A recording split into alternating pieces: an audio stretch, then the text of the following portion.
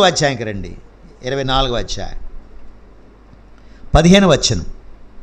యెహోవాను సేవించడం మీ దృష్టికి కీడని తోచినలా మీరు ఎవరిని సేవించదరో నది అద్దరిని మీ పితరులను సేవించిన దేవుని సేవించదరో అమోరుల దేశంలో నివసించున్నారే వారి దేవుని సేవించదరో నేడు కోరుకొనుడి. మీరెవరిని సేవించకూడనను నేనును నా ఇంటి వారిని యెహోవానే సేవించేది. Last conclusion. ఇక ఆయన చనిపోక ముందుగా అందరిని పిలిచాడు. 12 గోత్రాలను పిలిచి పెద్దని పిలిచి లాస్ట్ మాట ఏమన్నాడు? 1వ అధ్యాయంలో యవనస్తుడుగా యుద్ధాలు చేయడం ప్రారంభించిన వ్యక్తి వృద్ధుడైపోయాడు, ఇక జీవితయాత్ర ముగిస్తున్నాడు.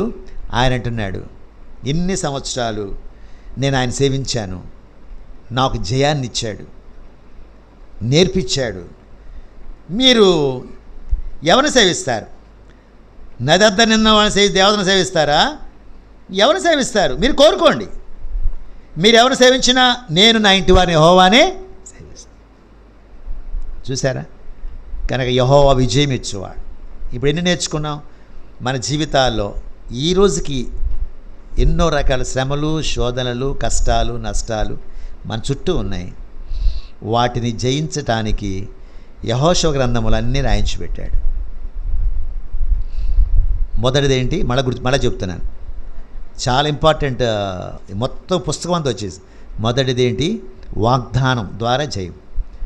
రెండవదేంటి? ఆయన యందు విశ్వాసం. మూడవదేంటి? ఆయన యొక్క సన్నిధి ద్వారా విజయం. నాలుగవది విధేయత ద్వారా విజయం. ఆ తర్వాత 5 పరిశుద్ధంగా జీవించడం ద్వారా విజయం. ఆ తర్వాత 6వది వాక్యము ద్వారా విజయం. ఆ తర్వాత 7వది ప్రార్థన ద్వారా విజయం. ఇందులో ఏది మిస్ అయినా మనం ప్రాక్టీస్ చేసుకోవాలి, అప్పుడు విజయం పొందుతాయి.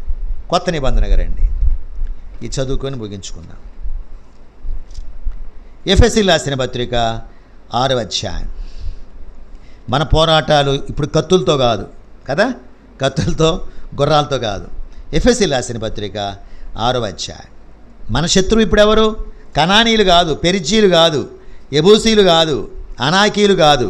మన యుద్ధాలు ఎవరితో? ఇప్పుడు మనుషులతో కాదు.